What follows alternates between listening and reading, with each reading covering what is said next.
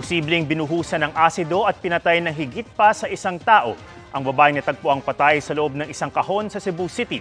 May lead at person of interest na rin ang pulisya at may mga hawak ng CCTV kaugnay ng krimen. Yan ang tinutukan ni Nico Sereno ng GMA Regional TV, Balitang Bisdak. Malungkot na reunion para sa pamilya Tokmo. Si Rhea May hindi na mayayakap na mga mahal sa buhay matapos matagpuang patay at nakasilid sa isang kahon sa tabing kalsada sa Cebu City nitong Lunes. Kahapon mula Panabo, Davao del Norte, dumiretso sa punerarya sa Cebu ang ama't kapatid ni Rhea May para sunduin ang kanyang labi at maiuwi sa Mindanao.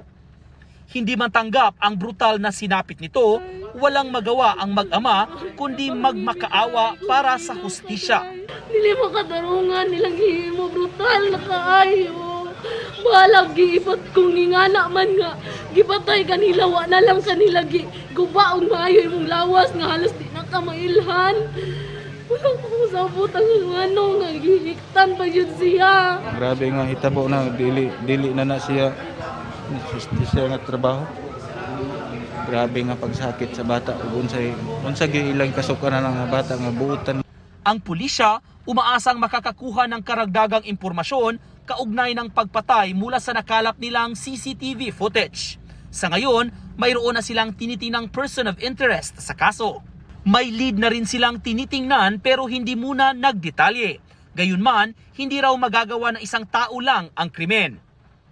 At base sa natamong sugat ni Rhea, posible umanong binuhusan ang biktima ng asido. Ang iyang naw mangod sa mga biktima, murag nasunog ba? Wata kabalo kung gibubuan og ininitubig or basin og kanang aksido. Kuan man nga nalata ang iyang naw, pati ang iyang kining wrist dito sa iyang kamot. Abi sa investigador og kanang hematoma or kanang tattoo. Dili di ay kuan dito siya kanang hematoma dito siya. Unya nangalaksi ang uban kay murag something na kanang naigibubo sa iyang lawas. Unya napoy nakita nga kanang murag stabon diri may kilid sa iyang lipol. Para sa GMA Integrated News, Nico Sereno ng GMA Regional TV, Balitang Bisdak, nakatutok 24 oras.